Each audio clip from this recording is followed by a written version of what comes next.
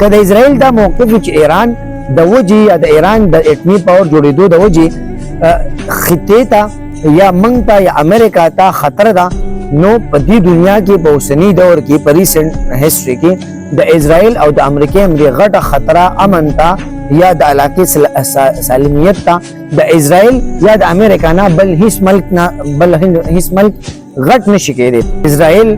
په داسې یو خبره باندې په ایران باندې حمله کړې کم کار چې هغه په خپل باندې کړي، یعنی ایران باندې په دې وجه حمله کړې چې دا اټمی پاور جوړیږي، حالانکه اسرائیل په خپل باندې الډی مخکې نه اټمی پاور دی. چې ټرمپ کله الیکشن لړاو خو نو ټرمپ وی چې میں جنگ ختم کرنے والا ہوں، زه هغه کس یم چې زه جنگونه ختموم. په دې دوران کې ما در اقبال هغه شعر راي دیږي، وی اقبال چې کافر ہے تو شمشیر پہ کرتا ہے بھروسہ، مومن ہے تو بے تیغ بھی لڑتا ہے سپاہی. بسم الله الرحمن الرحیم. السلام علیکم. 13 جون د جمعې په شپه باندې تقریبا د ایران د وخت 3 بجې باندې اسرائیل په ایران باندې حمله وکړه. د حمله وجه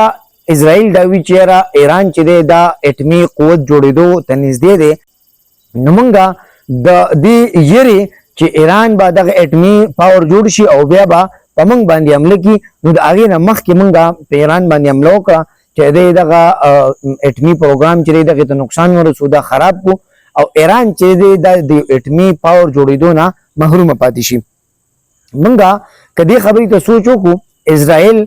په داسې یو خبره باندې په ایران باندې حمله کړې کم کار چې هغه په خپل باندې کړي، یعنی ایران باندې په دې وجه حمله کړې چې دا اټمی پاور جوړیږي، حالانکه اسرائیل په خپل باندې الډی مخکې نه اټمی پاور دی. کله اسرائیل دا موقف چې ایران د وجې یا د ایران د اټمی پاور جوړېدو د وجې خطې ته یا موږ ته یا امریکا ته خطر ده، نو په دې دنیا کې په اوسني دور کې په ریسنټ هسټري کې د اسرائیل او د امریکا امري غټه خطره امن ته یا د علاقې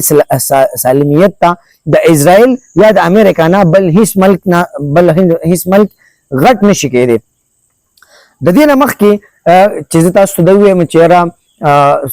ایران څه کوي شي یا د پاکستان څه موقف دی، د اوسه پورې چې کوم نیوز دي کوم ریپورټس دي، نو په دې کې په ایران کې هم او په اسرائیل کې هم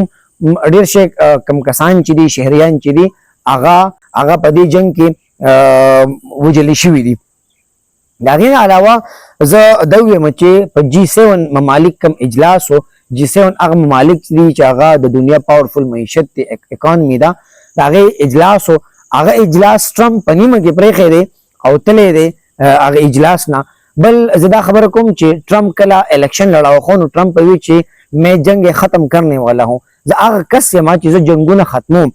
وزه چونکې د اسرائیل کوشش دا دی چې یاره د امریکا څه نه څه طریقه باندې راشي او په جنګ کې ډایرکټ انوالو شي.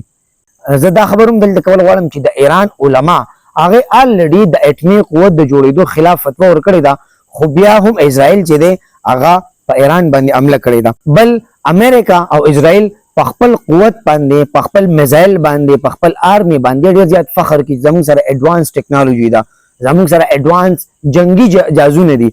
او ایران بل طرف ته هم ښه پاورفل ملک دی او هغې له بالکل مو توړ جواب ورکړی دی. خو امریکا یا اسرائیل په خپل ټیکنالوژي باندې فخر کی، غرور کی او وی چې یاره موږ به ایران ته دا نقصانات ورسو، د ایران سره موږ دا چل کې ویشو. په دې دوران کې ما در اقبال هغه شعر راي دیږي،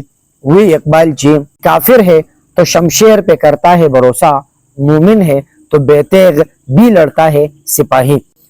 امریکا یا اسرائیل که هر څومره پاورفل شو، دغه فخر او غرور دغه ګمنډ دا په انډیا کې هم وو، خو بیا کم موتوړ جواب د پاکستان آرمی او ویل ورکړی دی، دغه شانته اسرائیل له موتوړ جواب ایران لګیا دی او ورکی.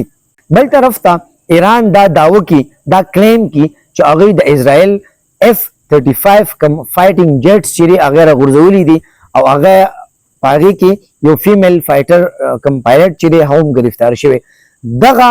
یو غټ شکست د امریکای هغه جدید ټیکنالوژي ته، هغه جدید جنگي جهازونه ده. کومه امریکا په دې باندې فخر کی یا ګمنډ کی چې موږ ډېر پاورفل ملک یو، زموږ مقابل ایران نشي کوي، خدای یو موتور جواب دی د ایران د طرفه امریکا ته.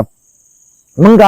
کدی طرف ته سوچ وکړو د ګریټر اسرائیل یو منصوبه سٹارټ تا او پاغي باندې ډیر پتیزه سره کار سٹارټ ته ګریټر اسرائیل منصوبه سٹارټ تا او پاغي باندې ډیر پتیزه سره کار سٹارټ ته او دغه ګریټر اسرائیل منصوبه امریکا چې دا هغه بیک کی بل طرف ته اخند بهارت یو منصوبه سٹارټ تا خو ک ګریټ اسرائیل له او ک اخند بهارت تا دا منصوبه صرف د دې د خوب او د تصور منصوبه دي دا په حقیقت کې چرته نشرخ کړي بل ک بالفرض امریکا ډایرکټ په جنگ کې انوالو کیږي کوم چې اسرائیل کوشش کی نو بیا د ایران سره حل داده یا بر لار کور سره نه نو په کم ملکونو کې چې د امریکا فوجي تنصیبات دي یا پکې فوجي انسټالیشن دي یا پکې فوجي اډي دي نو ایران با بیا پاغي باندې او فوجي